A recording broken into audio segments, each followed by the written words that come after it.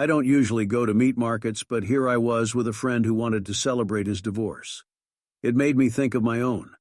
It was a petty, bitter situation that turned into a fight pretty quickly. She cheated, got caught, and didn't want to face the consequences. When her lawyer told her that there was no way she could get the prenup revoked, she went on an epic tirade.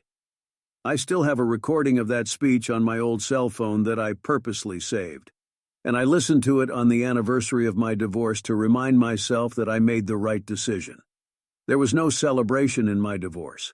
Divorce is about recognizing failure, unfulfilled promises, and I don't celebrate failure.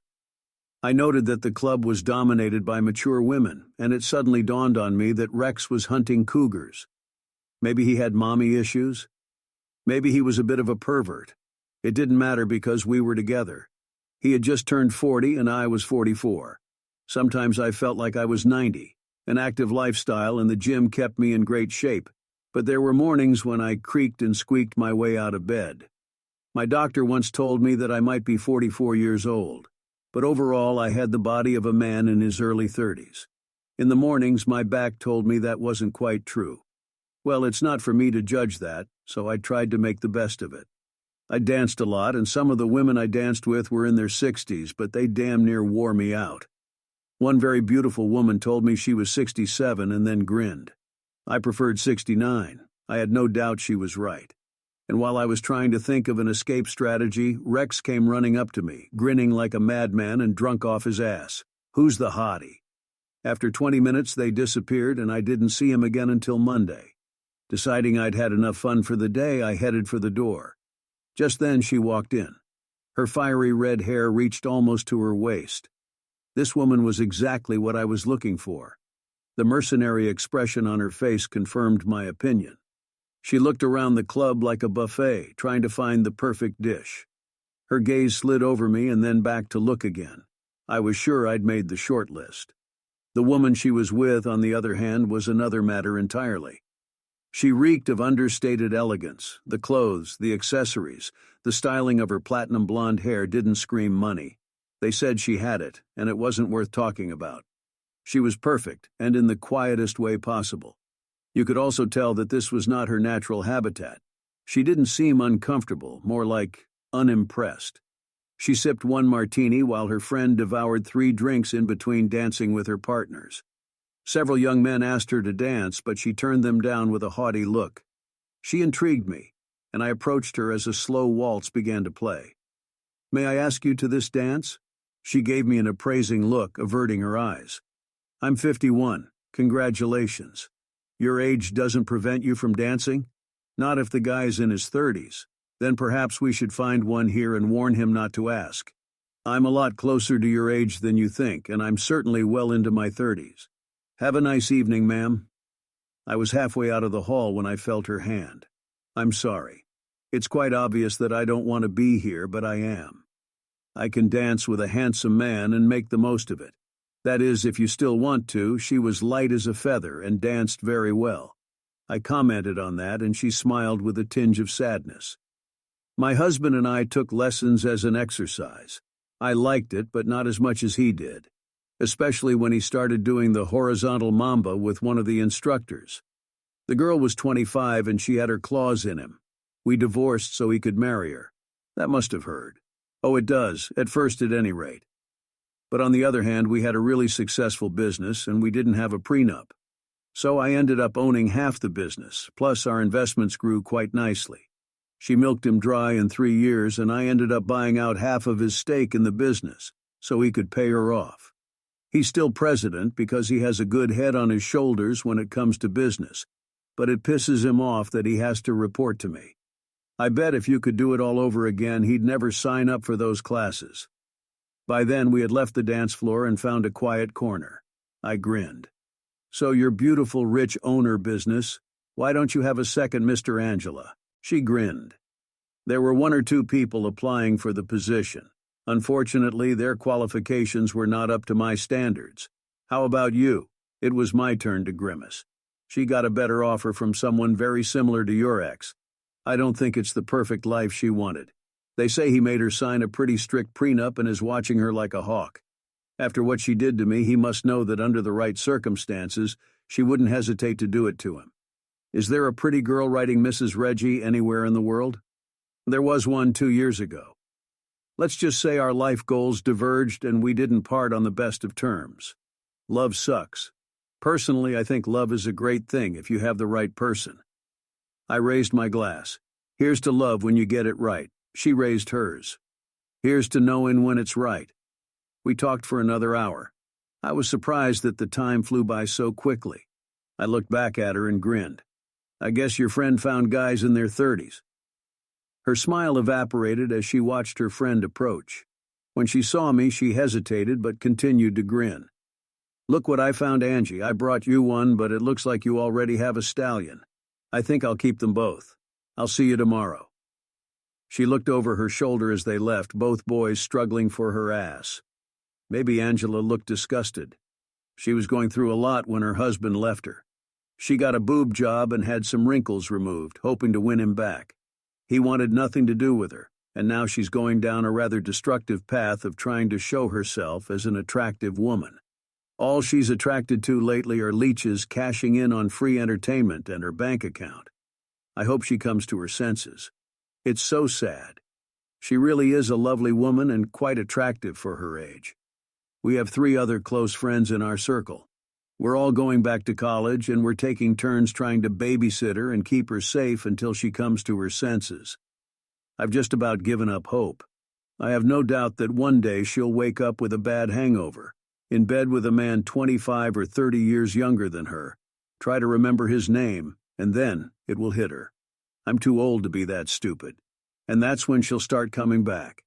You have to always remember that the first person you have to make happy is yourself, and she's obviously not happy. Her face slowly lit up. Thank you, Reggie, for that wonderful advice. I think in the near future I'll be more concerned about my own happiness than anyone else's. The phone rang and she checked it. Uber's here. Would you walk me out? I took her hand and we walked, and suddenly she started giggling. What? Don't look now, but those platinum-plated bitches are all over me. Why would they do that? Because they think I won the grand prize. You're the most handsome and trim man here. Plus they like me think you can't be more than 30. They think I'm going to take you away for the night and jump into bed. I smirked. I vote for that plan. Not in this lifetime, dear. I'm afraid you could really do some damage. We stood next to Uber. I think, sweet Angie, that you're underestimating yourself. I get the feeling you're like a volcano ready to erupt at any minute and destroy everyone in front of you. I think that would be a good way to die. Good night, Angela. It was nice to meet a woman of your caliber. Then she grinned. Seismic shifts, honey. Don't get too close. I'm already too close, I said. The Uber driver looked at us and grinned. Do I have to leave? No. You need to get that treasure to her vault. Good night, Angela.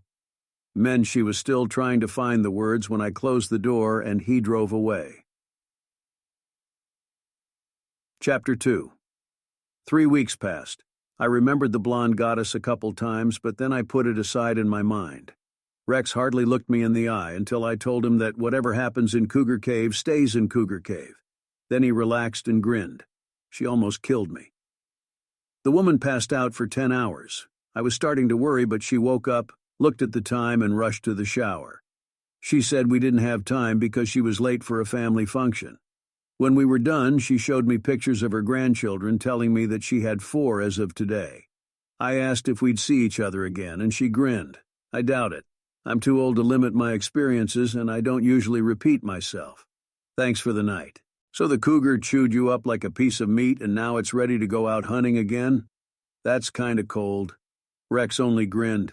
There's plenty of cougars in the world, buddy. You want to go hunting again? Rumor has it you went off with some really hot girl.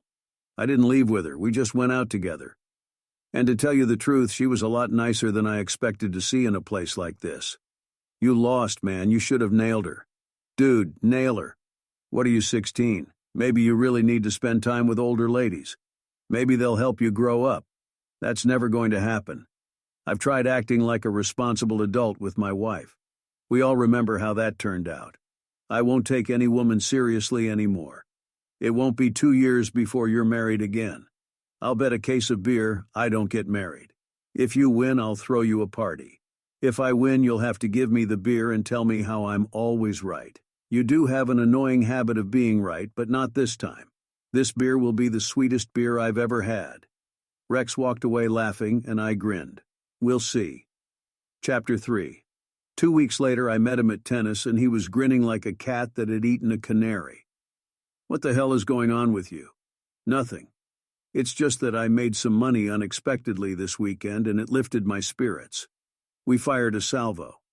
He was younger and faster, but he spent too many nights at bars while I spent them at the gym.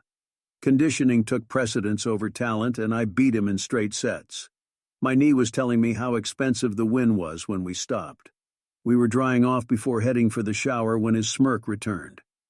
"Remember that extra money I was talking about? I earned it on you." "I did what?"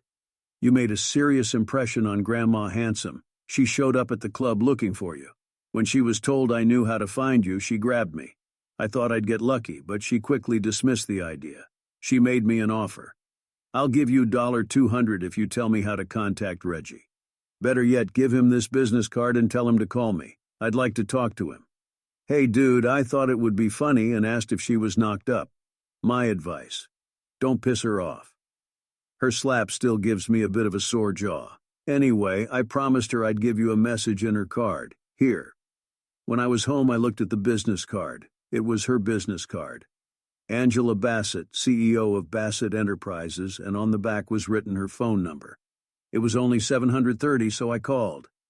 "Hello?" She looked a little wary, and I realized she didn't recognize the number.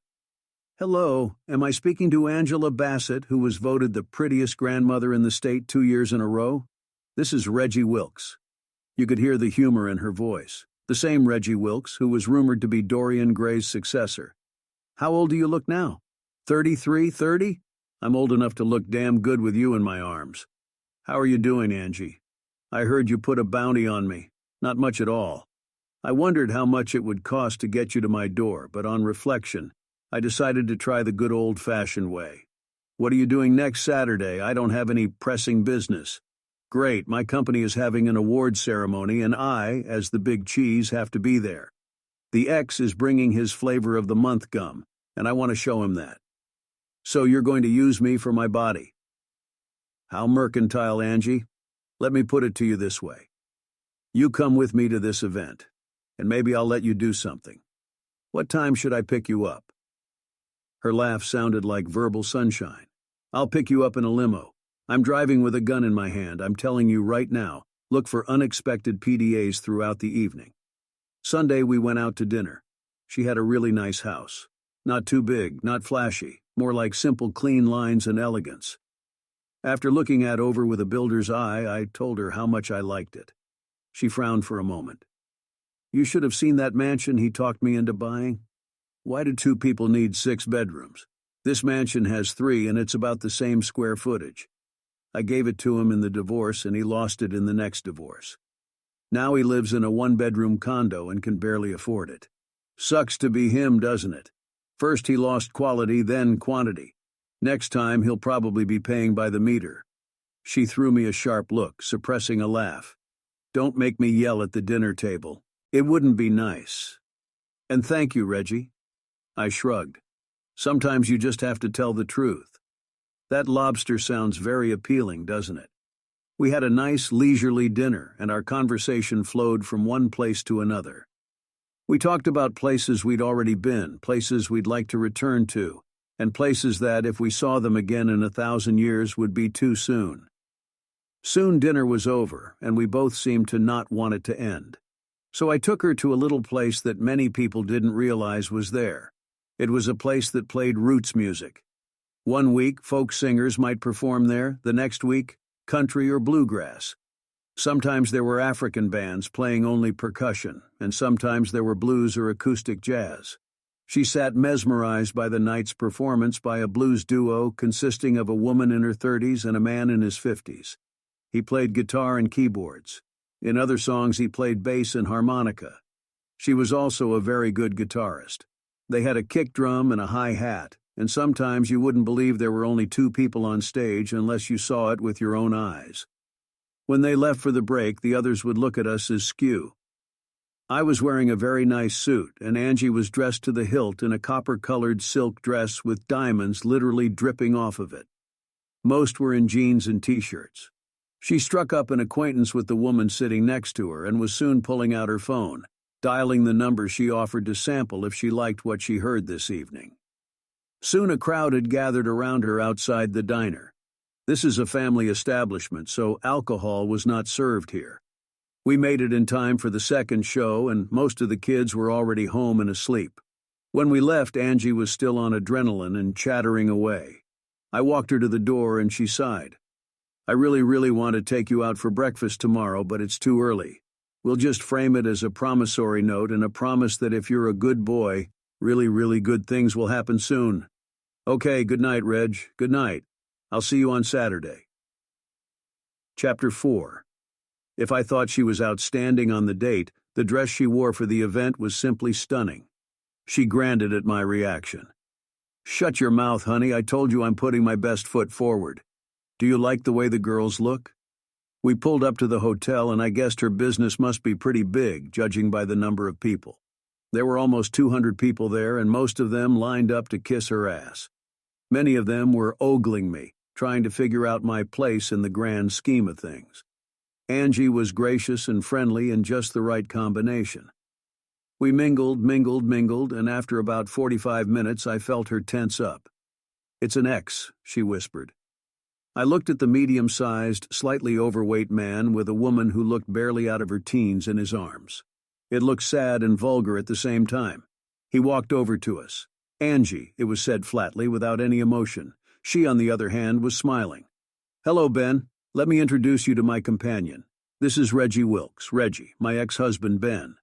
He had a languid handshake, the kind that immediately makes you distrust him. But perhaps my first impression was hurt by what she told me about him.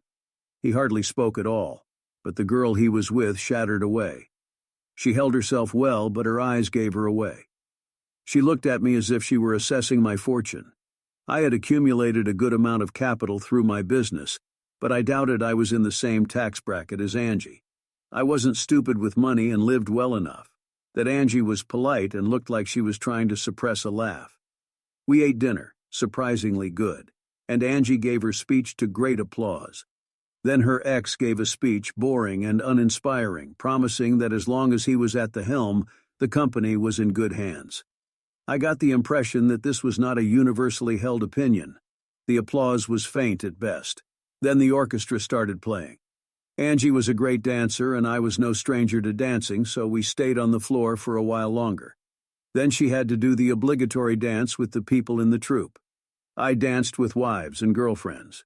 The most common topic was the question of how serious we were.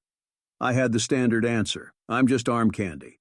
She'll take me home tonight, deplete me to an empty husk, and then chase me away until she needs my services again. Some thought I was being serious, but most of the ladies chuckled and said she made a good choice. I was, how shall I put this mildly, dancing with my ex's girlfriend, telling her that we were going to go on a grand tour of Europe at the end of the summer, staying in my villa in France and my apartment in London, and then possibly flying off to the islands. I thought I was going to have to push her away from me. Angie noticed my distress and saved me by gently removing her hands from me. Mine, darling, mine, don't be discouraged. You have a consolation prize. Another dance, sweetheart? I told her what I said, and she burst into laughter. Her ex approached me as I was refreshing our drinks. Are you guys serious? If I get my way, this business might have a new name. He exploded. The company is mine. There will be no name change. The company was yours, and from what I've been told, you literally blew it. Surely you've already realized that a small head tends to make bad business decisions. As far as I'm concerned, you'd better be careful with Bimbo No 2, or you'll find yourself owning 12.5% of it. You son of a bitch. What are you going to do, Ben? Look at Reggie. That suit is unlined. You can see he's doing little more than 12-ounce curls, and he'll tear you apart. I'm more than ready to watch, so go ahead. I'll make sure no one interferes until you're done. No, wise choice. Angie turned to me with a sly glint in her eyes. Honey, I seem to have lost one article of clothing. Have you seen this? I clutched my underwear in my hand. I'm sorry, honey.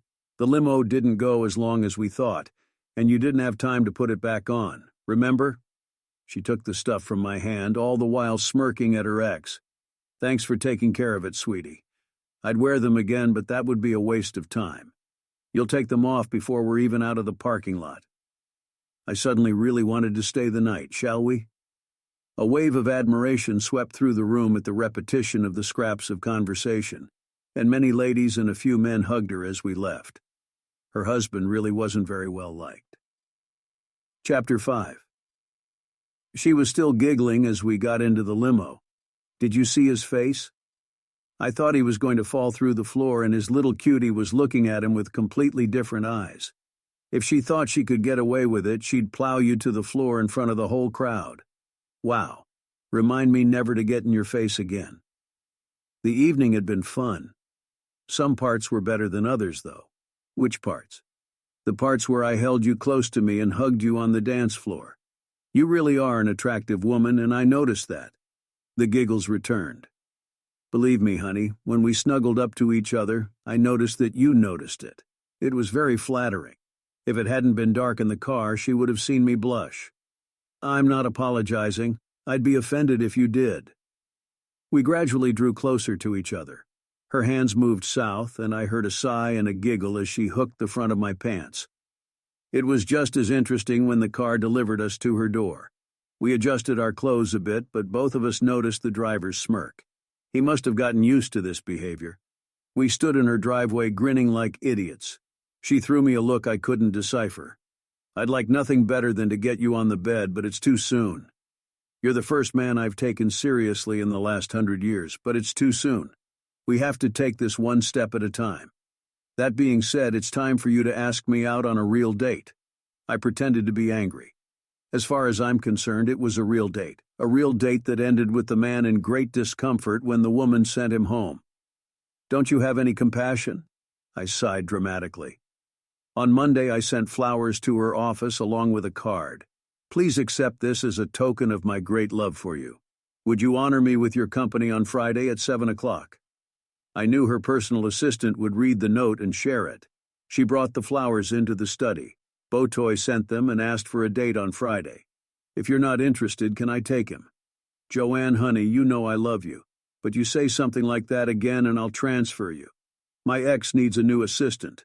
Copy that. If I beg on my knees, will you keep me? You're worth your weight in gold, but you say something so stupid again. Got it, boss. Where do you think he'll take you? I'll let you know on Monday.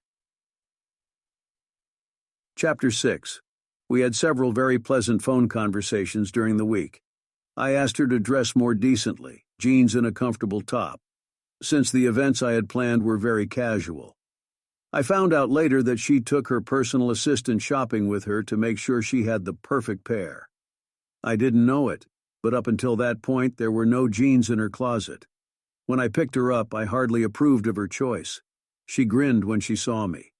Are you practicing sodomy? God, that's a very personal question. I think I'll wait and let you find out for yourself. In the meantime, do you prefer a smooth surface? She blushed 3 shades of red and laughed. I'm going to return kindness for kindness. You'll have to find out for yourself. So where are we going? I took her to a small buffet restaurant I discovered. The menu for the evening was posted by the door to the kitchen, and it was served family style. There were no individual tables, just a few long ones, almost the entire length of the place. Food was served in large bowls, and if you wanted more mashed potatoes or meatloaf, you had to ask the person next to you to pass them on. It was rude not to talk, and soon you found yourself drawn into conversation with the person across the table or next to you. Once Angie got used to the idea, she talked most of the time.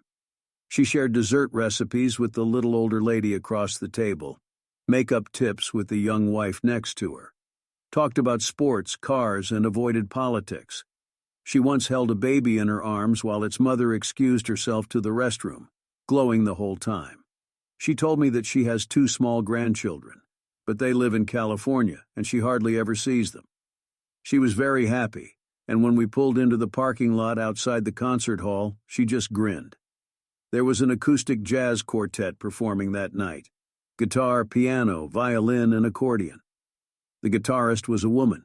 She and the bassist did the vocals, and the rest of the band joined in on the choruses. They played many instrumental compositions that demonstrated their skills.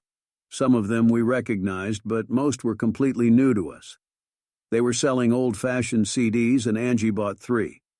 They played some slow songs and invited those who wished to get up and dance. We danced through 3 songs. This time I made it to her couch, and we were millimeters away from putting a serious stain on it when she stopped us. I want this really, really badly. The problem is, if I get it, I'll want it all the time.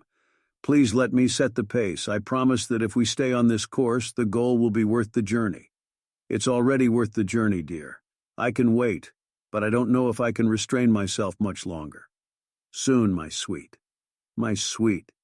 I loved her giggle. She sounded so young. Yes, my sweetie, I've always wanted to say that to a man, and seriously. 2 frustrating weeks later, she called me and asked if I liked boats. I guess so, I replied. I had canoes and kayaks when I was younger, and my dad had a bass fishing boat when I was a kid. Will you take me boating on Saturday? I have a boat, or rather my ex had a boat. I made sure I got it in the divorce. I did it to piss him off, and it worked. It sits in the marina, and they keep it in working order, but I never used it. In all the time he owned it, he never once took me on it. I want to know if it would be a pleasant enough experience that I'd want to keep her or put her up for sale. Sure, if I remember correctly, they can be a lot of fun. Give me directions. Thank you, dear. Don't worry about bringing anything with you. I'll take care of it. Is 8 o'clock too early? That would be perfect. It will still be cool and comfortable then. In the summer, the afternoon sun reflecting off the water can be very strong. We'll time the trip so we don't freeze. See you later. It was an upscale marina, and I had a feeling her boat would be a luxury model. We were heading toward an obviously restored mahogany Chris-Craft boat, and I couldn't help but admire it. I was surprised that she walked past it and all the way to the end of the slips. I think I even caught a glimpse of it. It wasn't a boat. It was a van on floats 45 feet long, almost completely enclosed, with a full-length upper deck with a canopy. Is that his boat? No, honey, it's my boat. It's fully fueled. Everything is loaded, and all we have to do is set sail. Ready? And there were control panels upstairs as well as on the foredeck below. I was more comfortable upstairs because I could see better, and I kept her from talking, concentrating on getting the boat away from the dock. Once outside the marina, we accelerated a bit, and we were both surprised at the speed she could pick up. Once out into the main channel, we dropped our speed and sailed on. Angie handed me a cider, which she knew I loved. I reached for it, suddenly glad I wasn't driving the car. I would have wrecked it.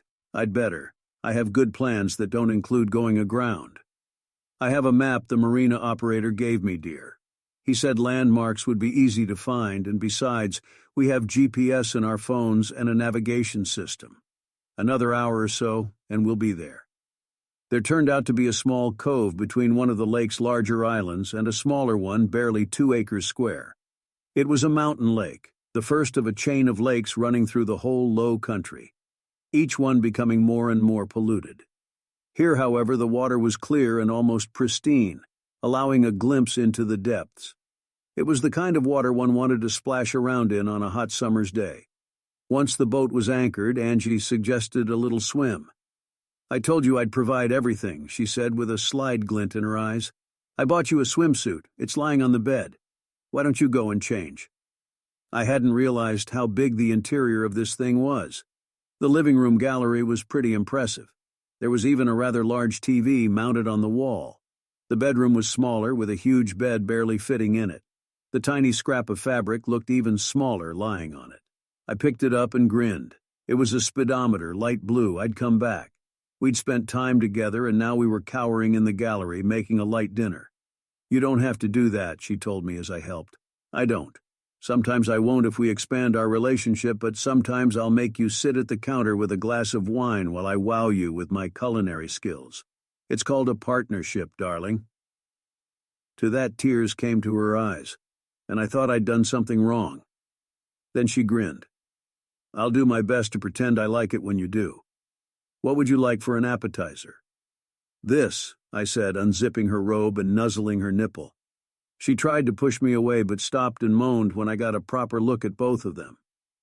Finally, she pushed me away. "Stop or we won't finish dinner. They'll be by your side later, I promise." We ate a simple meal and bathed, separately because the shower wasn't big enough. I put on boxers and she put on a silk robe that barely concealed her teddy. She put on a jazz CD she'd bought at Roots, made a couple drinks, and we settled on the surprisingly comfortable couch. She suddenly started laughing. "He bought this thing thinking he was doing the smart thing. Now there'll be no trace of it in the form of motel receipts, and all he'll have to do is take it and meet his little bimbo at the next marina. I'll never know." And how long did that go on until the first time I saw her? It was in both our names, and it was quite inexpensive to have it videoed and sounded.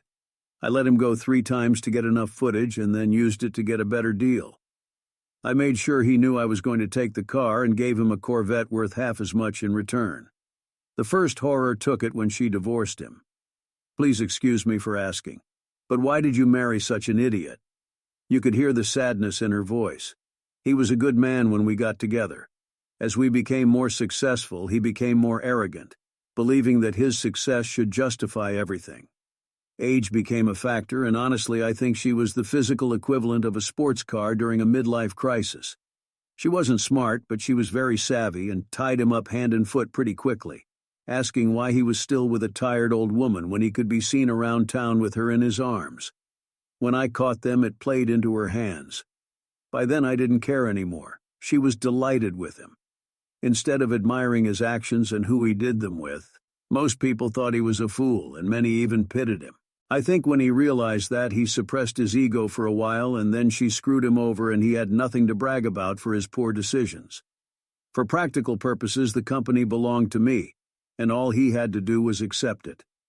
It's very similar to what happened to us. I thought I was doing great, but she had taste for more refined things, and it didn't take her long to find someone once she decided to switch. It killed me for a long time before I got over it, and I became very fearful of relationships. I think I told you before, but it didn't work out the way she intended. It's one thing to please a hot young mistress. It's quite another to give her the keys to the vault after the wedding. The prenup was pretty draconian, and by then she'd already burned bridges behind her, so I had to live with it. I hear she has an allowance, and if she exceeds it, she'll be out of money for the rest of the month. I hope it ends badly in the next couple years. After all, he's already proven he doesn't mind playing relationship games with people. Maybe yours and mine will find each other after another divorce. That would be hilarious. Time for bed. Next, she pulled off her robe and twirled around a couple times before getting into bed. We had visions of great accomplishments, but she fell asleep as soon as we snuggled against each other. I grinned in the darkness, feeling her breath, quality over quantity.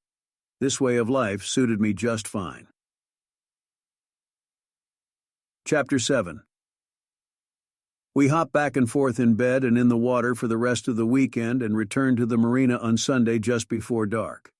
As we swam back, I asked her if we were exclusive. Even in the low light, I could see her eyes sparkle. "I have an idea to throw you overboard. I haven't had another man in almost a year, and I'm quite happy with the one I have now. Any other silly questions?" "No, darling, good. How about you?" "I haven't had it that long, but I'll tell you that I haven't had anyone else since 2 weeks before I first saw you at the club. I assure you I like what we have, and I don't intend to spoil anything. So we're officially a couple then. Shall I drop a contract?" I only pulled her tighter against me. "No, I think verbal commitment works best in these matters, don't you?" "Absolutely." We stood on the dock for a few minutes before I pulled myself together. "What now?" "Now we go our separate ways and think about this weekend and what it means to us individually. After a couple days of reflection, you'll pack up a few changes of clothes that will stay at my house, move them over to Wednesday or Thursday, and we'll see what happens. How about Monday or Tuesday? Don't procrastinate. I've got to get things sorted out. I haven't been half of a couple for a long time. I need to relax." So we did. I showed up on Thursday and she practically dragged me into the house. I left Sunday night and came back on Wednesday. It was almost 2 months before she invited me in for a conversation. In her mind, conversation usually meant that she spoke and I agreed. One day she asked me why I was doing the best I could for her. "Because I enjoy giving you pleasure. I enjoy giving you pleasure." In time, if I truly believe you're making the wrong decision or I just don't like what I hear, you'll know it. I believe you're smart enough to understand the line between low affection and weakness." She brightened. "Well, I've decided I like you enough to see if I can tolerate you on a permanent basis. When can you move everything here and move in permanently?" "God, this is so sudden. I don't know how low tomorrow. Most of my stuff is already here. I'll put a few things in storage that I want to hold on to, and maybe I'll find a rental agent in a few months. It's not worth an empty house." I took her hands in mine. "Now let's get down to business. You own your house and I own mine, so you won't have to pay rent. I insist we split the household bills in half. I can't bear the thought of being seen as a kept woman, and you know that rumors will spread.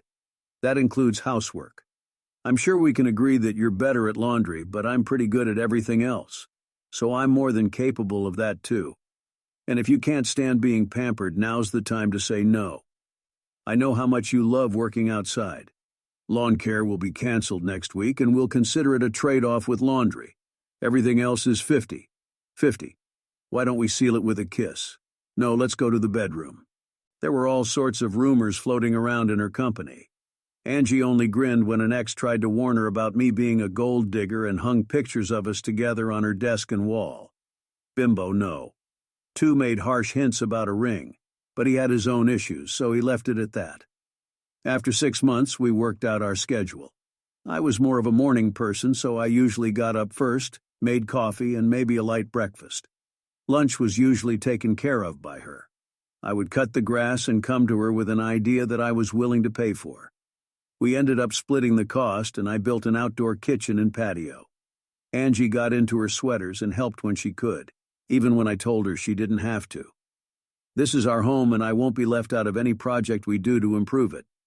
The job took almost 3 months, and we were unspeakably proud when we were done. The small covered enclosure fit a great gas grill, a charcoal grill, a 4-burner gas stove built into the granite countertop, as well as a small refrigerator and a deep sink. We could have easily contracted out, but that wasn't the point. The point was that we were doing this together, and it was a labor of love. We had friends over from time to time, especially after we remodeled the outdoor area. Angie would occasionally entertain clients. I had to talk her into it. It's much more effective to invite them to your home rather than some sterile restaurant. It establishes a connection on a more personal level. This is your home. This is where you live. You're showing them a part of yourself that they don't normally see, and it usually changes their perception of you, often for the better. They will relax and be much more open to any negotiations you start. Don't let them talk business while they're here, except in the most general terms. Her business associates were impressed. It was easy to see that. They were used to dealing with her ex, and with him it was all business, and sometimes involved strong drink and strip clubs. He had offended one vendor so much that Angie had asked him to come over to apologize and insisted he bring his wife.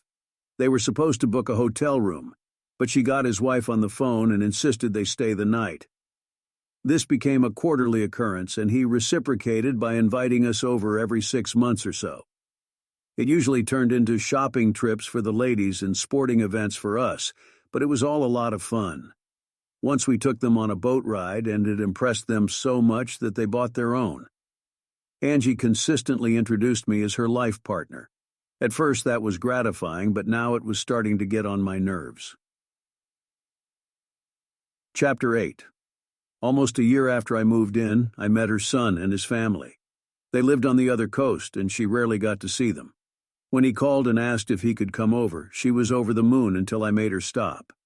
"Do I have to disappear so you can have a good time?" She slapped my face. "You're part of my life now. They know about you, and I've sent them pictures. So no, just no." He looked a lot like his mother, but I could see traces of his father in him, especially in some of his features. Still, if he wasn't really friendly, he didn't growl at me either. His wife and children were a different matter altogether. The little boy was 9 years old and the girl was 7. Heather was a California blonde. When she and the kids saw the garden, they got excited because it was as close to real food as they had ever seen. Without thinking, I promised them I would go to the farmer's market on Saturday. Angie had bought a house and 3 acres of undeveloped land at a time when there were no neighbors nearby. I wanted to plant a garden, but the woman in charge of the HOA saw me digging in the ground and stormed across the yard yelling at me to stop. She then proceeded to tell me how many association bylaws I had violated and was going to see to it that we were fined. The downside to this plan was that Angie and her lot were not in her development. She was already there, and the development was growing on both sides of her. I just laughed and started digging in the ground, trying to be very careful.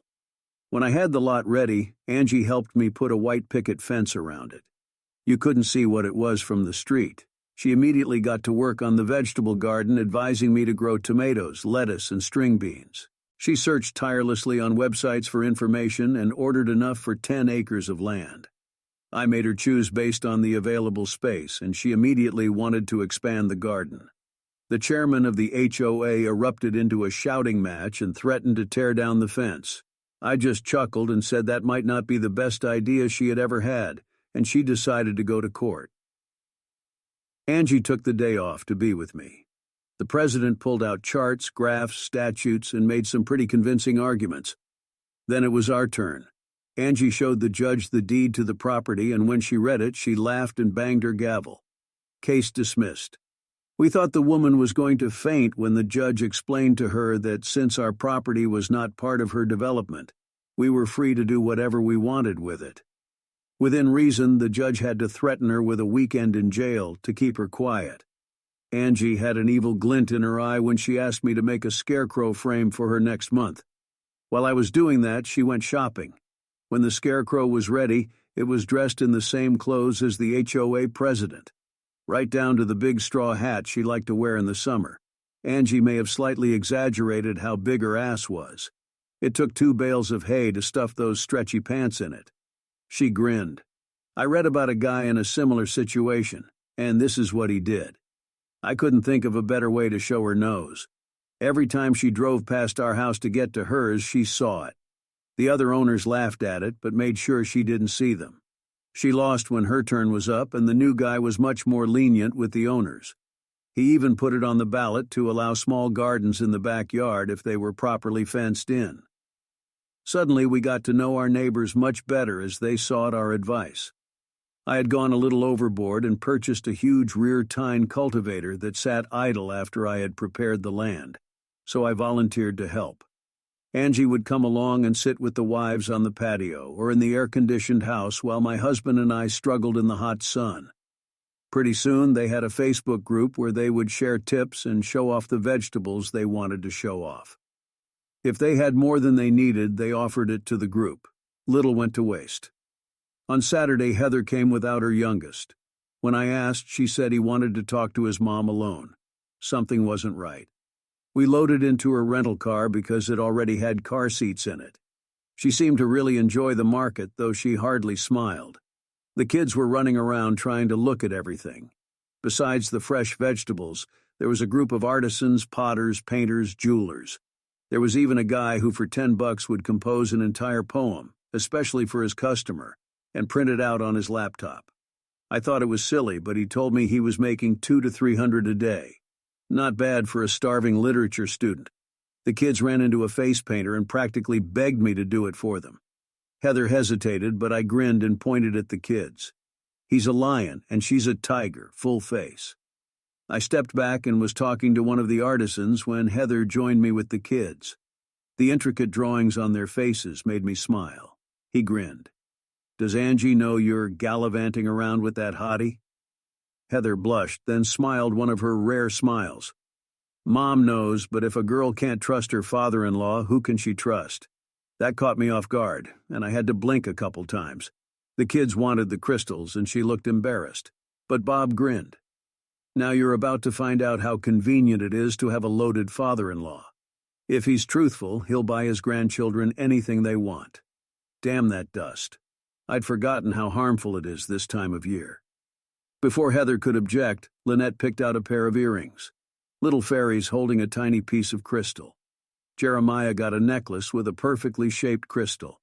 It was supposed to bring luck and protection. Lynette heard Bob's words and wrapped her little arms around my lap. "Thank you, Grandpa." Jeremiah thought he was too old to hug, but smirked. "Thanks, Grandpa." I was now holding Lynette in my arms, and she seemed to be quite comfortable.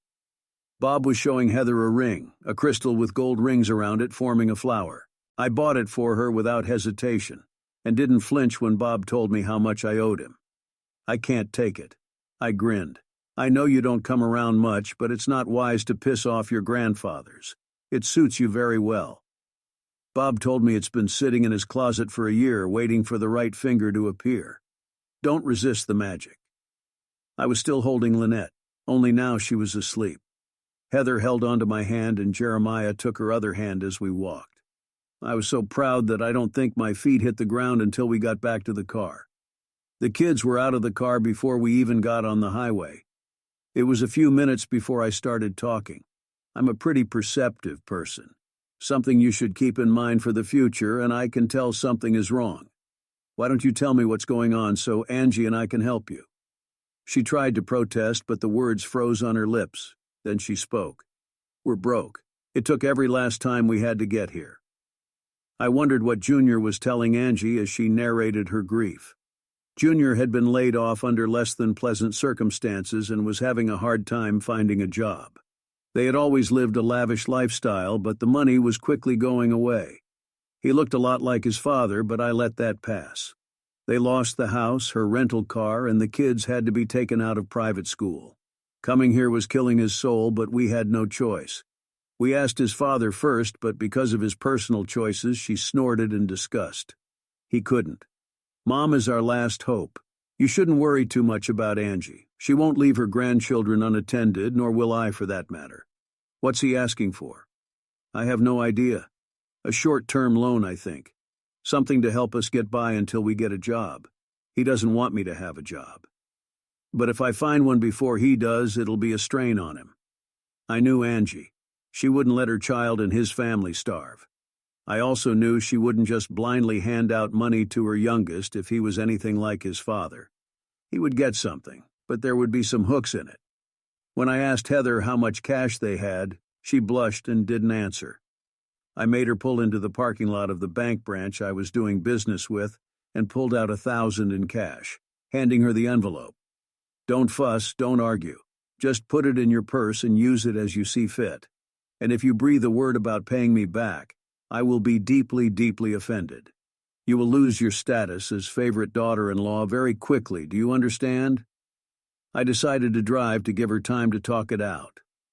By the time we got back to the house, she had calmed down. Angie and Junior were waiting in the living room. Lynette burst into the house and jumped into her lap.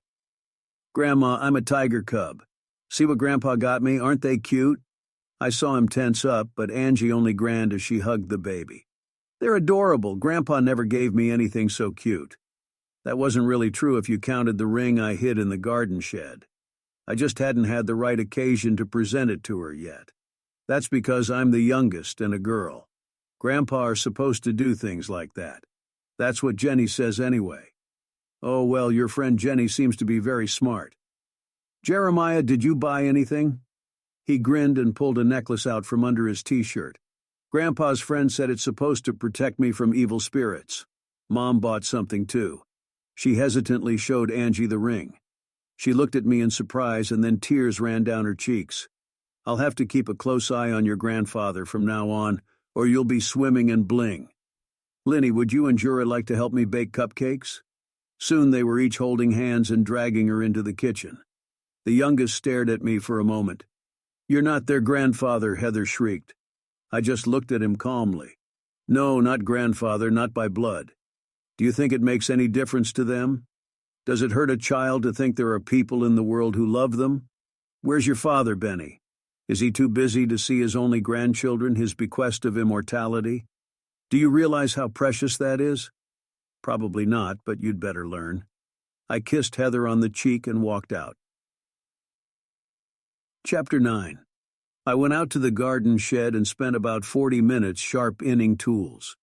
My father had taught me from an early age that hoes, shovels, hoes, they are all like a knife. They cut, in this case, soil. If they had a sharp edge, they did their job better. When I was done, I took up the pruning shears, and by the time I was done, I could cut hair with them. There was a light knock, and Heather asked if she could come in. I just nodded and she stood up uncertainly. Please don't hold a grudge against him. He's faced the worst failure a man can face, the inability to provide for his family. I realize that, dear, but all the more reason not to snap at the hand that's trying to help. His father made the wrong choices in life. It's not Junior's fault. It's his fault. His shiny, bright future with a woman of exceptional quality disappeared between a whore's legs one day, and he'll never get it back. He needs to make peace with his choice and try not to repeat it a second time. His son needs to make a choice too. Angie has told me many times how much she misses you guys, especially her grandchildren.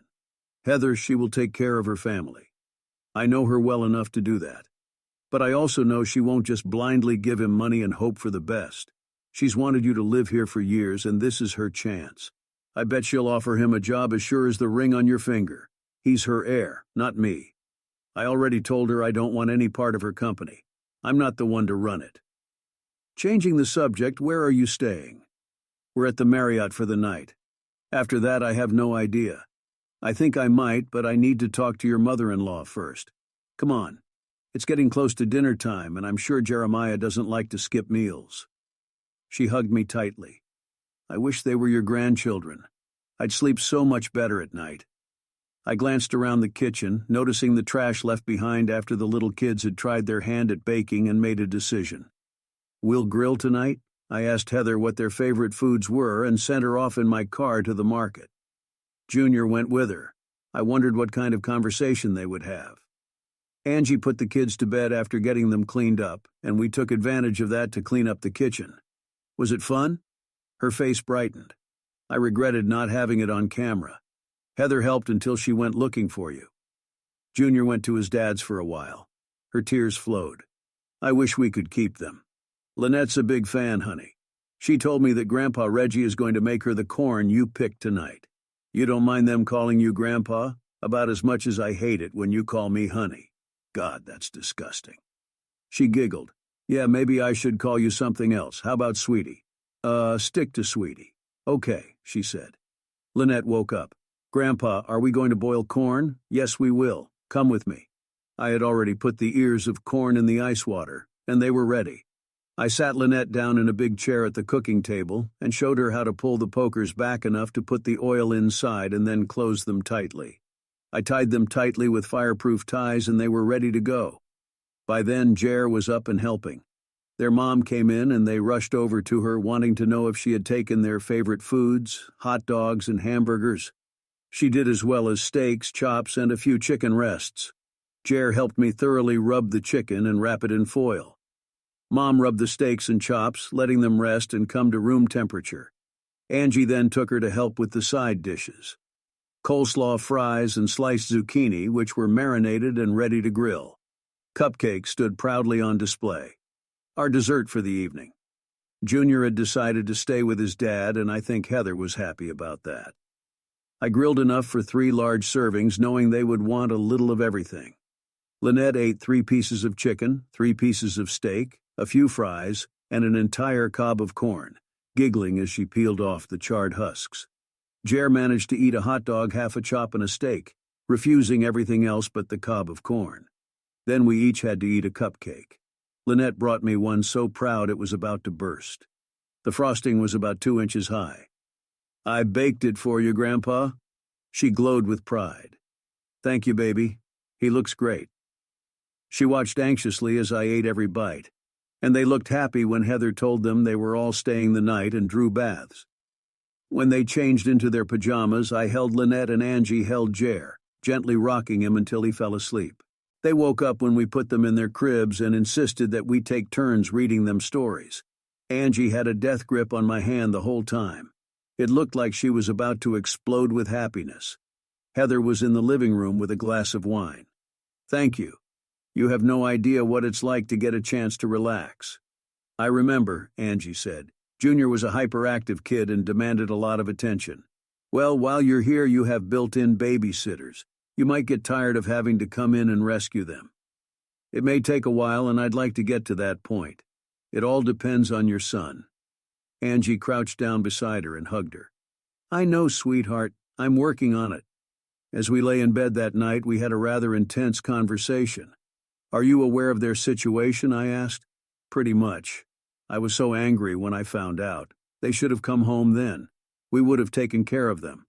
I think your son has as much misplaced pride as your ex." "What did you talk about while Heather and the kids were at my place?" "He has a get-rich scheme he wants me to invest in. 1 million. I have money. I have that kind of money. But it doesn't just lay around. And even if it did, I wouldn't let it out of my hands until I investigated. I told him to let me look into the case before I commit to it. And he got pissed. They're broke. It's their last night in this hotel. They can come here, but he hates the idea. Mind if I offer you a solution? I'm all ears. The tenants of my house moved out last week. I knew it would only take 6 months, but they checked out.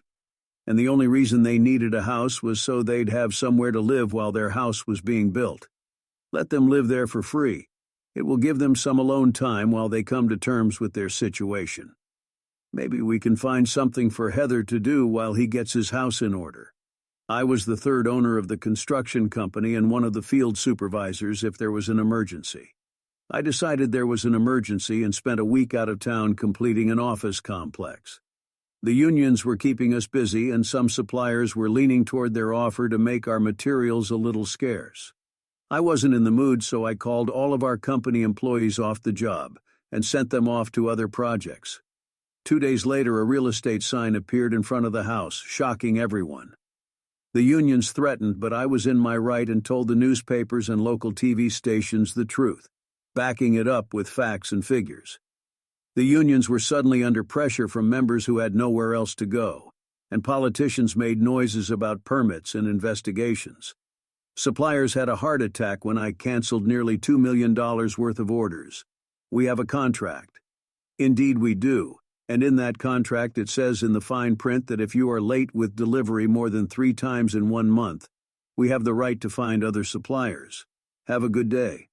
Everyone tried to make me look like the bad guy, but there was no fooling the public. A month later, we came back with better contracts from suppliers, and the unions were much more flexible in meeting their new goals. Both my partners thought I was a genius, but I was just pissed off and needed to get even on someone. 9 days after I left, I walked out of the trailer that housed the construction office and saw Angie sitting in her Mercedes. She looked scared to death, but determined. When I approached her, she got out of the car, and I think our hearts both started pounding. When she got to me, she stood there trying to speak. Eventually, I gave up and carried her into the office. I looked at the engineers and assistants, and they all suddenly wanted coffee at the diner next door. I closed up behind them. We sat talking until the team got up the courage to come back. I looked at my assistant. "You're on your own for the rest of the project, Mark. You've raised hopes, so consider this a test. If you do well, we can always get another project manager. And Mark, no crap from anyone, understand? They're going to test you hard. The first time they do, stop on it hard and don't back down, understand? All right, I'll see you at the office." He arrived a week ahead of schedule and $20,000 under budget. He had 10 of our employees involved, and I told him to give them each $1,000 as a bonus and make sure he was the one to hand them the money. I gave him 3. Angie and I slowly got back on track, but I wasn't as happy as I should have been. The fact that she was avoiding talking about marriage really bothered me. If she wanted to wait, that was fine, as long as I could see a happy ending. I thought back to my first marriage before it ended badly, and realized that I liked being married, having a bond and a document to prove to the world that we were one. Now her son was around, and she was very tense. Chapter 10. 2 weeks later, she gave her son the bad news. She checked to see how favorable his offer was, and it turned out to be nothing more than a Ponzi scheme. Angie insisted that he work for her in the short term just to make some money. He resisted at first, but then Heather lost her patience and got herself a job. She went to work for a construction company as an office assistant. The pay was above average, and not because it is what it is. It was because my partners and I had decided from the beginning to hire the best and pay them accordingly. Sarah was in charge of all office functions, and one of the first things she did was organize free daycare for our employees. You guys and you have no idea how stressful the cost of childcare can be, especially for a single mom. We're going to do this, and we're going to have employees for life. She was a single mom herself, and her part of the startup was covered by an inheritance from her grandmother. David and I had already talked about it being time to go into business for ourselves, but it was just talk. She was the office manager at our old firm, and basically got us off our asses and into business. We were so grateful to her that we named the company SDR Construction in honor of Sarah, David, and Reggie. David was an engineer, and I was in construction. We had a very good personal reputation, and some of our corporate clients were unhappy with management, so they gave us a chance. 10 years later, we were a multi-million-dollar construction company, known for excellent quality at a reasonable price. Our old company got so angry when we left and selected a few people to go with us that they threatened a lawsuit. Our lawyer told us that they could try something like that while he handled all the paperwork, and for us to tell them to kiss our collective asses. We let Sarah tell them about it because she had been through a lot of crap and office politics over the years at the company. She said it was one of the best times of her life. If I arrived before Heather did, she had to bring the kids before they went to daycare. I would get hugs and kisses, and I loved starting the day that way. Heather always kissed me on the cheek. A month later, I came into work and noticed everyone was grinning at me. On my desk was a huge mug with pictures of Lenny and Jeremiah on the side. On the other side was written, "Best Grandpa Ever." The one that caught my eye the most was the smaller one next to it, with a picture of Heather and the caption, "Best Father-in-Law Ever." I put them on the shelf so they would be the first thing I saw every morning, next to Angie and I's picture. Heather was called into Sarah's office and told that her position had changed. She would now be running errands for the company. She had to have good transportation, and she had to pick the right SUV to fit everything in. After she was done crying, she made me go with her to the Ford dealership where she picked out the same model I drove, a 4-door sporty model with a small cargo bed. Angie only smirked as she told me about it. The closer I got to Heather and the kids, the more aloof her husband became. One day Ben Sr. came to me, apparently to threaten me. "Stay away from my grandchildren. They are not yours." I think I made him nervous as I grinned. "Have you told them that yet?" "Oh yeah, you're going to have to spend time with them for that, aren't you?" "How much time have you spent with them since they've been here? Have you taken them anywhere or just sat at home and watched them play?" According to them, no, and whether I stay on stage or not, you need to change that. If you want them in your life, the best way to accomplish that is to include them in your life. The aggression went out of him like air out of a balloon. Casey doesn't care much for them. Then you have a choice to make: Bimbo, Barbie, or your grandchildren. It shouldn't be hard, but I don't know your priorities.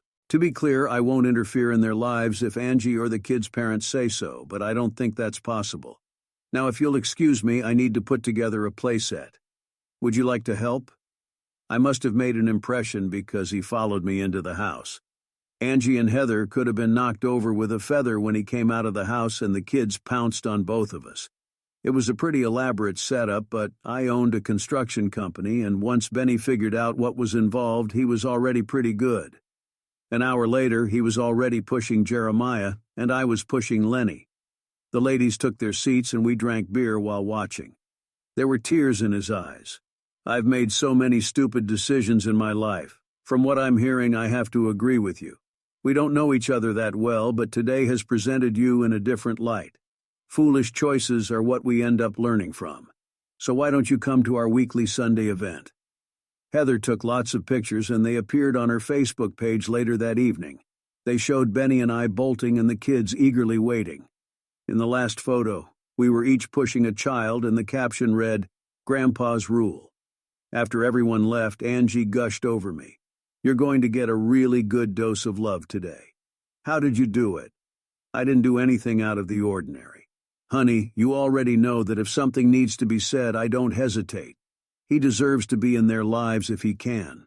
I know my heart would break if I lost them." "Damn it," she cried and nearly ruined the mood. Thankfully, by evening, she came to her senses. Chapter 11. A truce of sorts existed between Benny and me. He came over about every other Sunday to grill. Sometimes he helped, but mostly he played with the kids. Bubblegum Barbie noticed he was slipping away and gave him an ultimatum. But he didn't really respond. She moved out of the townhouse within 2 weeks. She took all her clothes and jewelry, but had a breakdown when he told her she couldn't take the sports car he'd rented for her. When she stopped talking, he said she could have the car and the 27 remaining lease payments. Heather was happy and enjoyed her job. They treated her like any other employee, even though their father-in-law was one of the owners. It only happened a few times at first, and she put up with it. After that, everyone would take it out on her like the other workers, and she would just smile and wave them off. I looked at my life and realized that there were only 2 things that would make it perfect. The first is the day Angie and I walk down the aisle, and the second is when Junior finally settles down and accepts his life. For some reason, he's decided that all his troubles are directly related to me. Angie and I had a few tense discussions about how he was trying to treat me, and when Heather tried to talk to him about it, things went south. It turned into a full-blown, hold-nothing-back discourse that resulted in him realizing that if he didn't like his life here, he had 2 options: make it better on his own or leave, but she and the kids would stay. He spent a few nights on his father's couch until he got sick of it and kicked him out, telling him to man up and go back to his family. He came home, but he was moody and often snapped at his kids. Heather was almost at her wits' end when suddenly the situation worsened. Angie fired him. It nearly killed her, and she spent many nights snuggled up to me and crying herself to sleep. She had started to trust him, and he was getting much better at his assigned position. But he still harbored resentment and wanted to go back to California. Heather didn't really approve of the idea. Why would we do that? I've already had to tear this family apart once and start over. I don't want to do it again.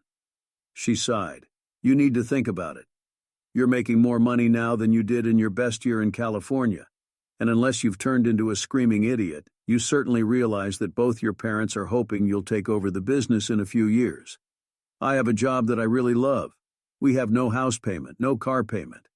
Basically, all we have are living expenses, and we live pretty well. But the most important thing is the kids. They love it here. They adore your mom and think both grandpas could change the world if they wanted to. Think how they'd feel if we picked up and left. They only have one grandfather. The other guy is just a loser mom is cohabitating with. Heather slapped him hard. Don't ever say that in front of me again, not in this life. In case you haven't noticed, we live rent-free in the loser's house. I drive the car he gave me, and if I picked up the phone and said I need to, whatever it is would be here in a heartbeat. Lynette told me the other day that when she grows up, she's going to build houses like her grandfather. I think Jeremiah is going to be the next business tycoon. He loves going to the office with Grandpa Benny. We have a very bright future, honey. He pondered this for a few days and then used his job to tap into the company's funds and borrow $200,000 to invest in the business he had wanted to do all along. The plan was to invest the money, make a windfall, jump back out, replace the money, and make a profit until he had enough money to return to California in peace. The plan failed when the profits were gone and the scheme went bust, leaving many investors holding the bag.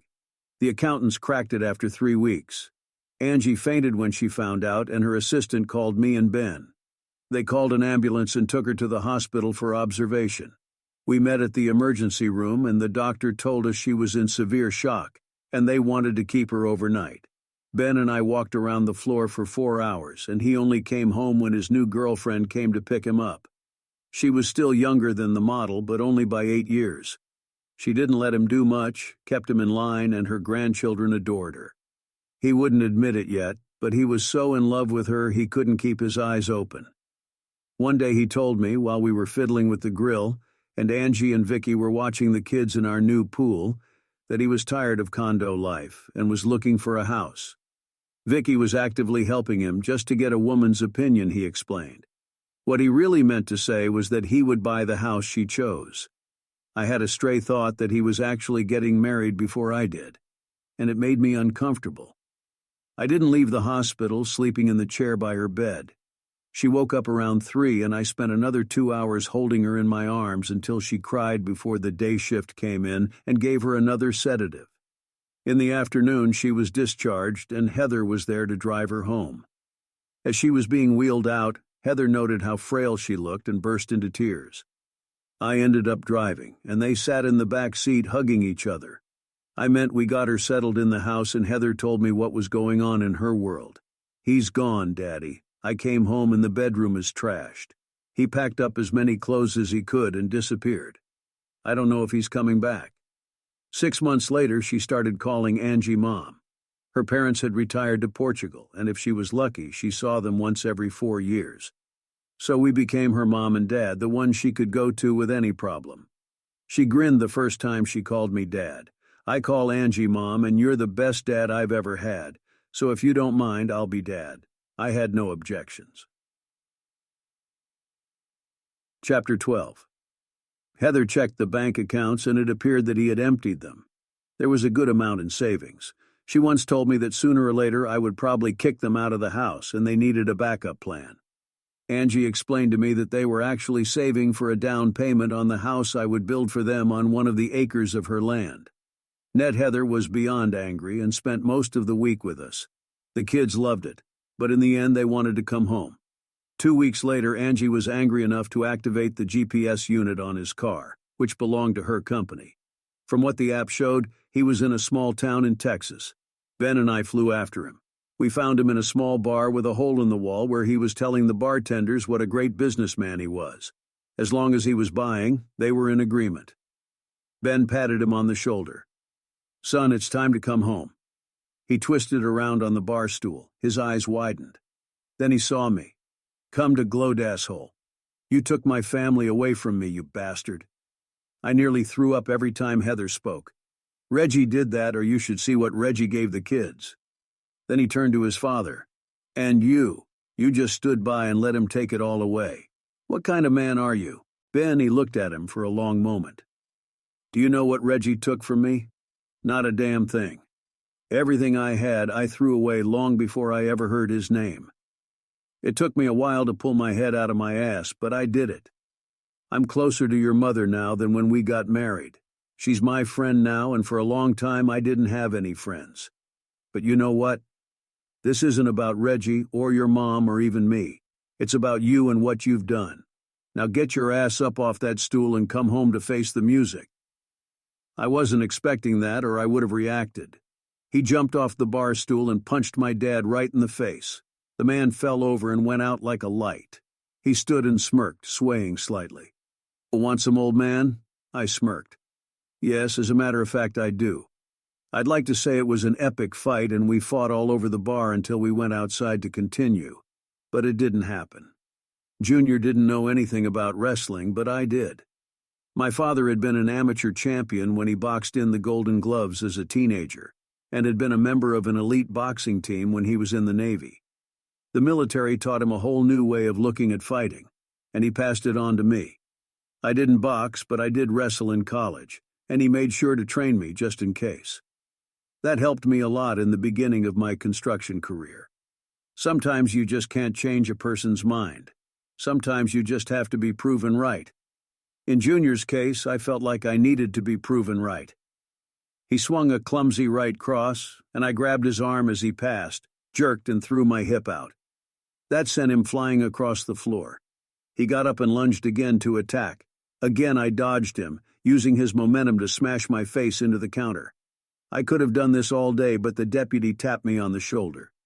"You can stop now, we'll take it from here." The bartender called out as he knocked his father out.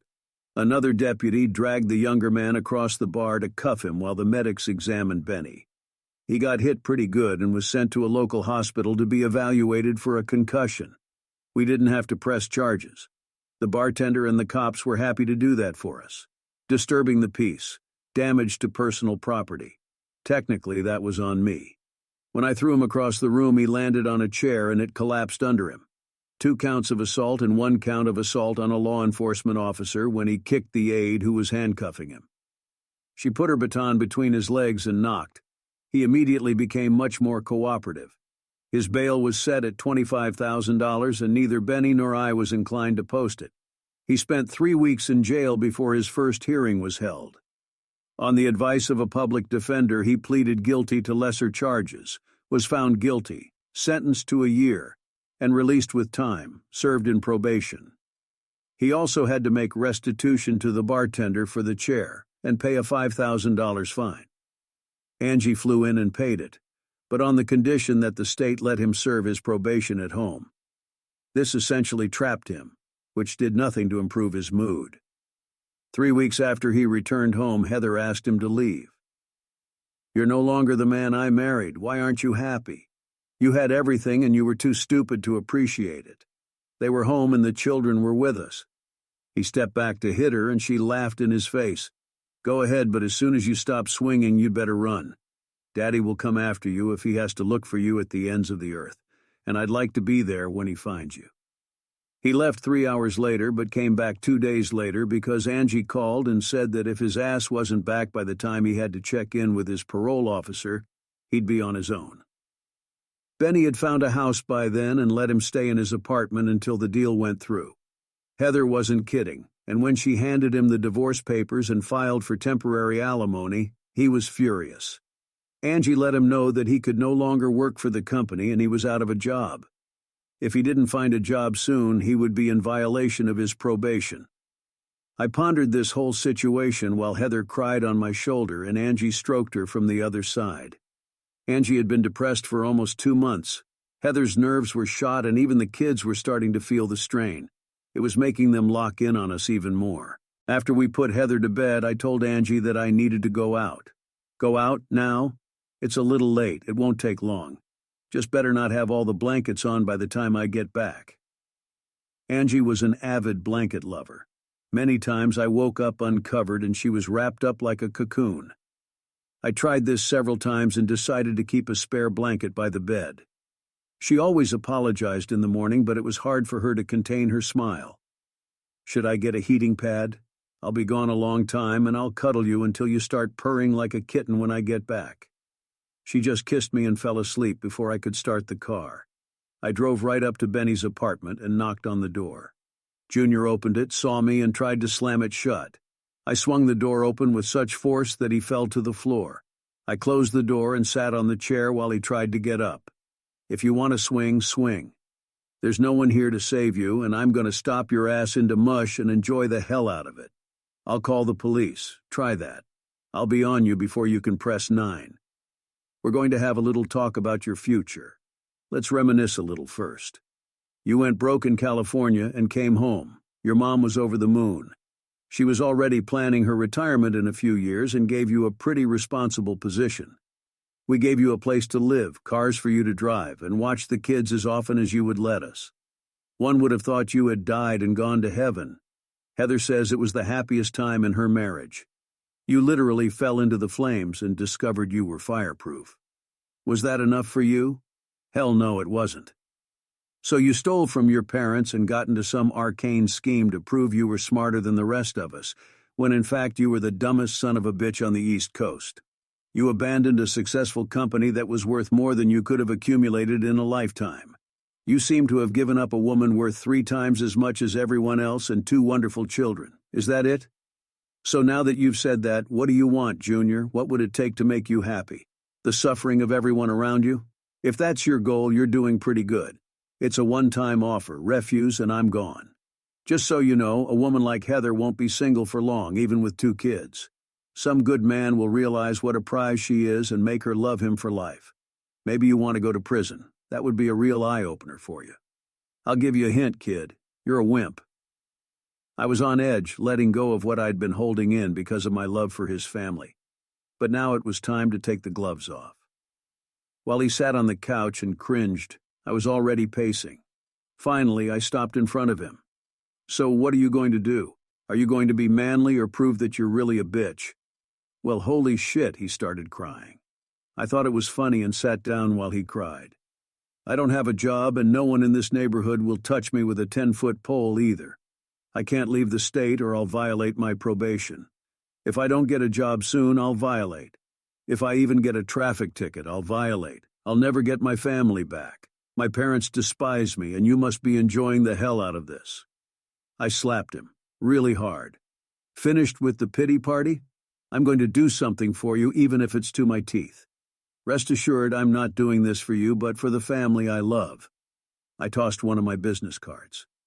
Be at this address on Monday at 8. If you're not there, I wash my hands of you. Don't wear a suit. You won't need it for a long time, if ever. Wear sturdy jeans, good boots, and a work shirt. You just got into the construction business. You will work without complaining, whining, or crying. You will be courageous and do what you are told. I'll know if you don't. I walked to the door. By the way, 25% of your paycheck will be deducted weekly and sent to Heather. You still have children to support. And if you have any hope of getting your family back together, this is a good place to start. As I drove home, I pondered whether anything I'd said mattered. We'll see on Monday. I grinned when I saw Angie wrapped up like a mummy. I once told her that she must have been a lizard in a past life because I'd never met anyone so cold-blooded. She only grinned. Lizards like to lie on rocks, I realized that. And I like to lie in the arms of a man who will keep me warm. Chapter 13. No one was more surprised than I was to see him in the office on Monday. I assigned him to the on-site crew and told his supervisor and supervisors not to patronize him but to treat him calmly. Give him a chance. A lot depends on him in this job. To that, I later learned that the first day he went home and cried because his body hurt so much. The next day he could barely work, but he still came. After a month, his body adapted and he had real muscles for the first time in his life. He was tried at all kinds of jobs and seemed to have a real aptitude for hinging and finishing sheet iron. Sometimes I would see him from my office as he got out of the work truck looking like a ghost because of the dust that covered the sheetrock. Heather moved to the payroll department, so she saw his name and the first check. Then the money from the help desk came into her account. She stormed into my office. "Did you do this, Daddy? Someone had to give him a job, and I didn't want you to have to take the kids to the county jail." I paid him a visit and asked him nicely. For sure, more like you beat the crap out of him and made him show up. I did nothing of the sort. If you didn't, it's because he was more afraid of you than I thought. Do you think he'll last long? Time will tell, little one. Now go and get the kids from daycare. From time to time they passed each other in the hallways and barely spoke. Once he begged her to let him eat lunch with the kids on the picnic tables outside the daycare center. She almost didn't allow it, giving him a rather stern lecture on how to behave. But just in case, she decided to eat with them. All was going well until Lenny climbed into his lap and showed him the little helmet I had given her. "Look, Daddy, I have a helmet too. We're both going to be construction workers just like Grandpa." Fat tears streamed down his cheeks as he hugged her. Then Jeremiah turned and in a strangled voice thanked Heather for being so good to him. Tears ran down her cheeks as well. If he worked in this town, he tried to stop by her place for lunch as often as possible. He always asked Heather to have lunch with them if she had time. She made time. He left his father's townhouse and rented a small studio apartment near the office. I let him drive one of the company trucks to haul supplies, and he tried to drive it only when necessary. It was a 4-door model, so he could take the kids whenever Heather let him. 6 months passed, and Heather walked into my office and closed the door. "Daddy, can I talk to you for a minute?" "Sure, honey, what's on your mind?" "Benny." I knew she meant her Benny, so I nodded. "We've been talking a lot lately. He comes over to our house at least twice a week to have dinner with us. He's changing. I can see it happening. I need to ask him for a favor. He really wants to talk to his parents. Can I bring him over on Sunday?" His parents had written him off. Angie didn't know I had given him a job, and I tried not to bring it up in conversation. I warned Heather, and she only mentioned in passing that he'd found a new job and was paying child support. "Let me talk to your mother first. I won't ambush you. I'll see which way the winds are blowing and get back to you." Chapter 14. Angie and Ben weren't thrilled with the idea, but agreed to give it a try for Heather and the kids' sake. He came in looking scared to death. The kids were all around him, showing him the new pool with the water slide and chattering nonstop. We left them alone, and after we ate, he asked the parents if he could talk to them. I gathered up the kids and Heather, and we went out for ice cream, returning 45 minutes later. He was already gone. Angie had tears in her eyes, and Ben looked a little worried. He apologized, and I think he meant it. He swore he'd pay us back, but we told him that if he really felt that way, he should give it to the little ones. We made it clear to him that we would never let him work for us again. At least not until enough years had passed for us to consider him reliable. He said he didn't expect that kind of forgiveness and would never let us down again. I hope he's sincere. Angie surprised me by becoming more determined. I listened to him and then told him that words come easy. Does he want our forgiveness, our respect? Then he needs to start earning it both with us and with his family. Benny has a lot of setbacks to overcome, and I hope he picks himself up and does it. Later, as we lay in bed, cuddled together, she surprised me with a few more tidbits. He had nothing but good things to say about you. You really made an impression on him and are probably a role model for him now. And then to my surprise, he gave me some advice. He said I should put your ring on my finger and stop procrastinating. If I'm so afraid of a permanent commitment, maybe I should let you go so you can find someone else. I'm starting to like that boy. She jabbed a finger at me. Shut up, this is serious. Yes, it is serious. And while we're on the subject, are you ever going to marry me? She froze and I sighed, turning my back to her. After a few seconds, she pressed herself against me. Honey, I was so afraid. You can't prove it now, but when Ben was Junior's age, he was a lot like him. I spent years putting up with things I shouldn't have put up with. I still sometimes have nightmares about the person I was back then. I swore that it would never happen again, that I would never let a man have that kind of power over me again. I would have stood up, but she clung to me tightly. I'll leave tomorrow. The slap I hadn't expected, but it was a no-nonsense one.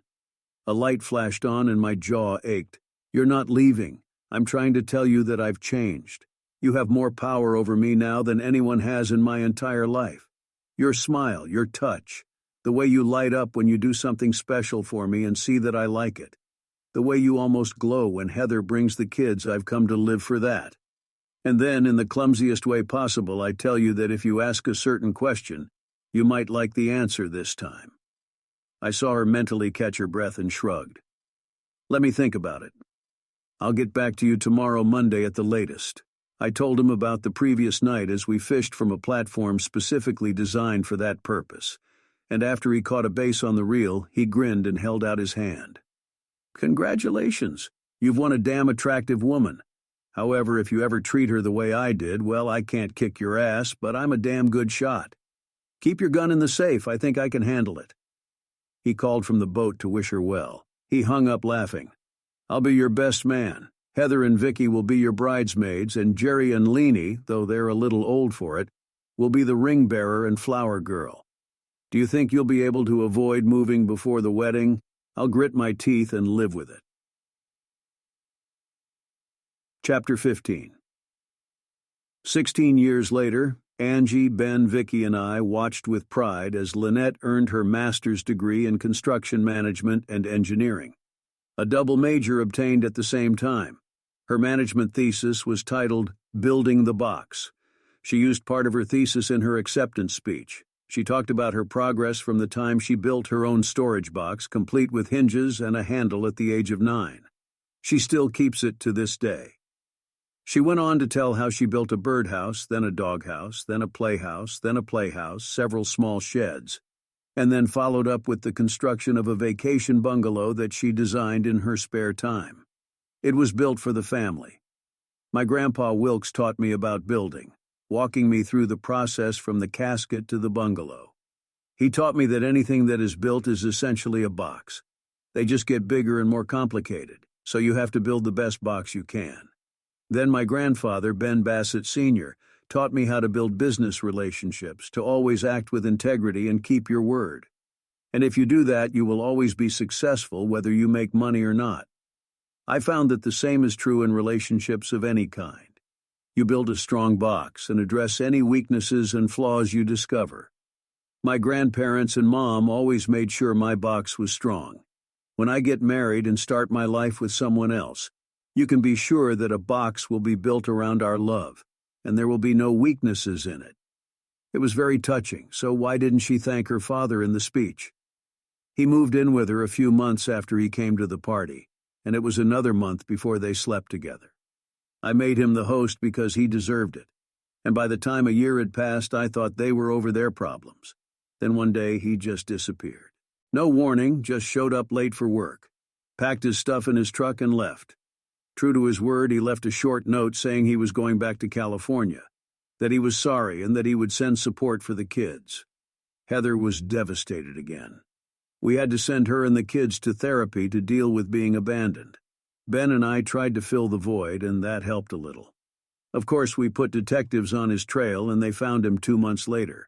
He was working for a construction company as a subcontractor on a large apartment contract and was living with one of his old girlfriends. She seemed to be the reason he wanted to move back to the West Coast. She left and got married when he came home. Their relationship didn't last a year. They kept in touch via email, corresponding on an account Heather didn't know about, and when she told him she was single again and really missed him, he disappeared the next day. Heather grieved for him for a while and then moved on with her life. She didn't have the option of riding off into the sunset, leaving her children behind. She filed for divorce 3 months after he left, and she filed it at her place of employment. There was a child support clause in the papers, but she gave him a way out, sign away his parental rights, and he was free to go. His new woman was not thrilled that he would have to give up such a share of his income and pressured him until he signed the document. 2 years later, Heather became the assistant supervisor of payroll and human resources and had to deal with every employee in one capacity or another. I sent her off to school to get her degree, allowing her to work half days so she could attend classes. She came back full-time with a vengeance, stormed into my office and jumped into my lab. "Why are you being so nice to me? I never told you, but my first wife was a selfish bee and lied to me about being able to have children. She fought me to adopt, and after we broke up, it turned out she had her tubes tied to avoid pregnancy. I was destined to be a biological dead end, to die unloved and unattached, and then I met Angie. I knew we would never have children, but her love was worth it. And then you came along and gave me a chance to rethink everything. You and the kids have been in my heart since that first weekend, and my feelings have gotten stronger and stronger. Heather, you are the closest daughter to me, which is why I decided to adopt you, not in a legal sense. You're too old for that, but in an emotional sense. And since you're my child, that automatically makes you my heir. That's why I pushed you to get your degree. When I retire, my part of the business will go to you. I've talked to Sarah and David, and they think it's a good idea to keep the business in the family. The paperwork is ready, and all you have to do is get on your feet when I'm gone." She got so agitated that I had to call Angie over to calm her down. She stroked her until she stopped snorting and smiled. "You really didn't see this coming, did you? You've been his pride and joy since you arrived. Honor his love and work hard.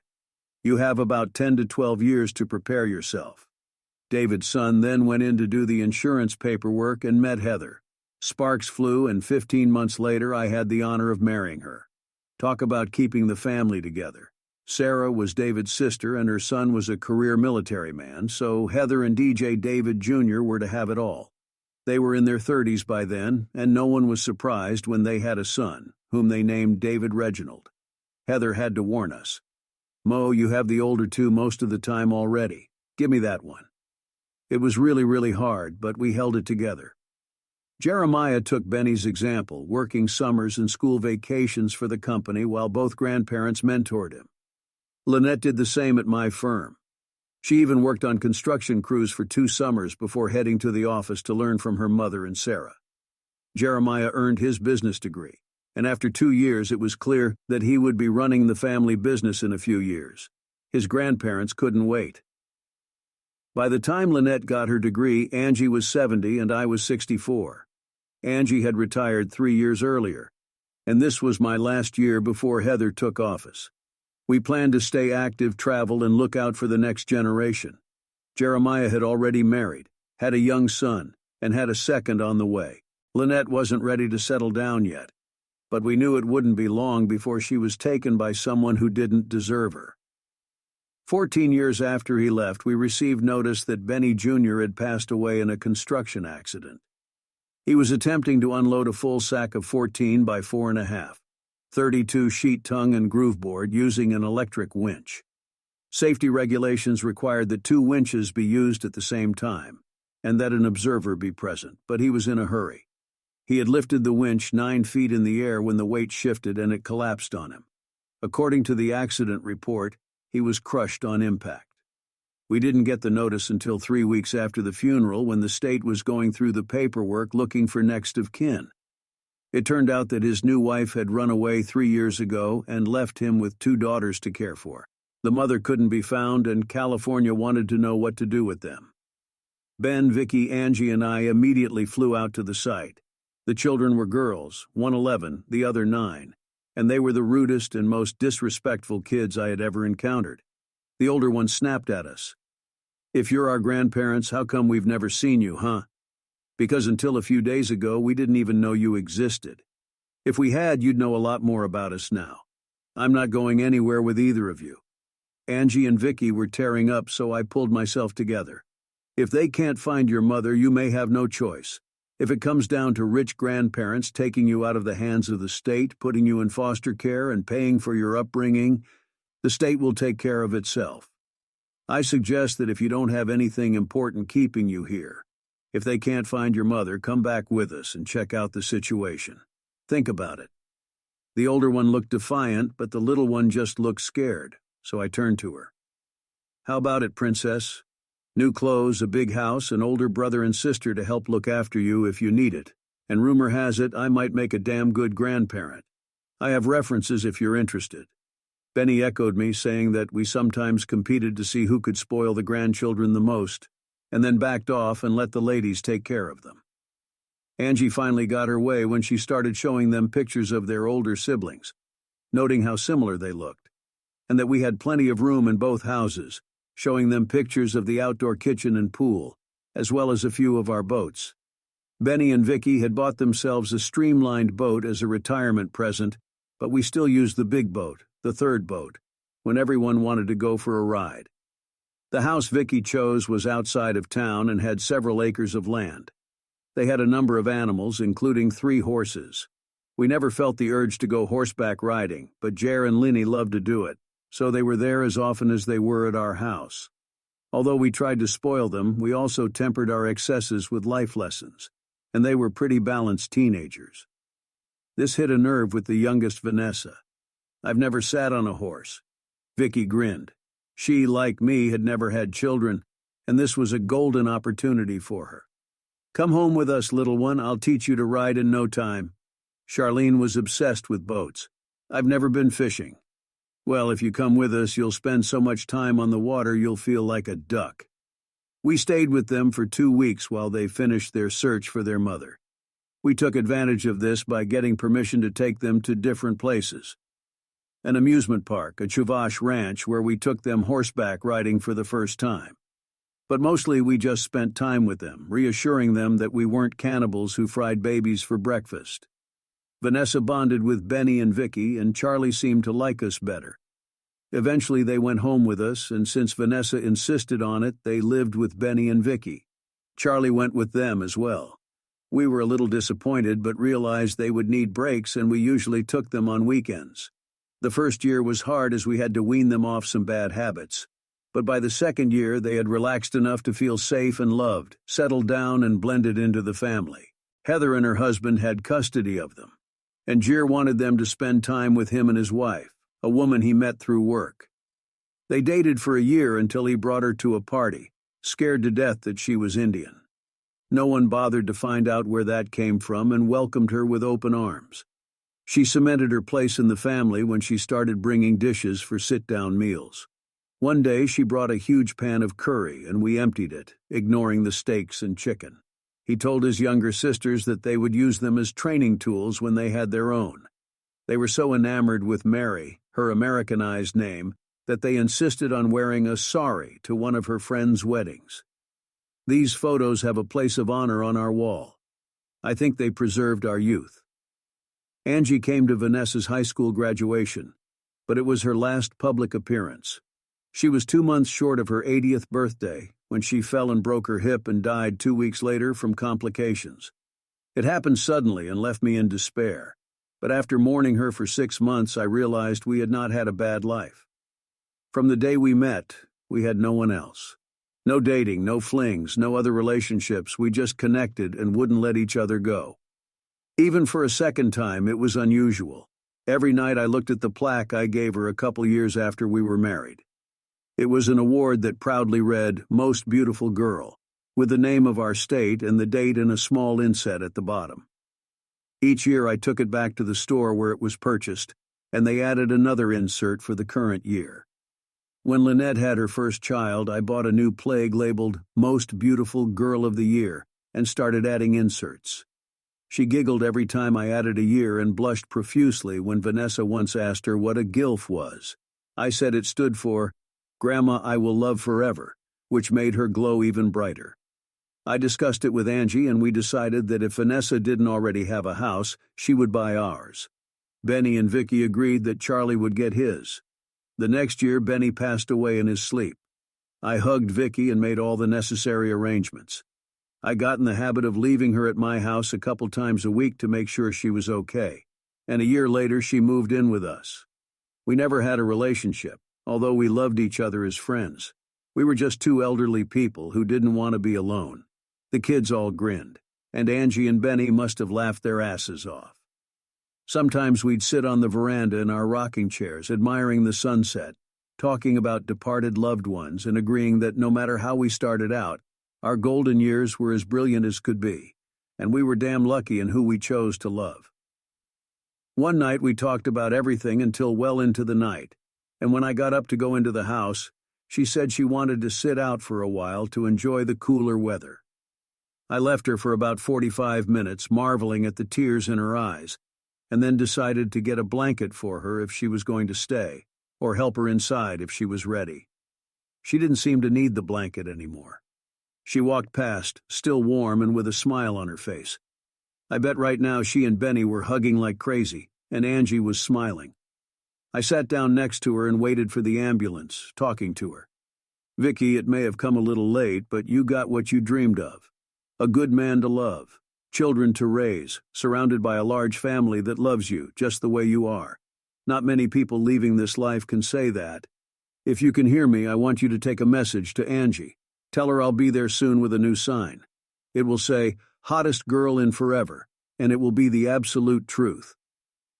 The EMTs appeared and I kissed her on the cheek, wishing her a happy journey before they carefully moved her onto the gurney. Sighing, I started making the rounds of calls, knowing the house would soon be full. I thought of the girls who, in less than a year, had stopped calling her grandma and started calling her mom. She told us it was the second most important moment in her life, right after marrying Benny. They will be devastated, and we have to be strong for them. Honestly, I didn't know how much strength I had left in me. I looked up at the stars and smiled, soon baby, soon.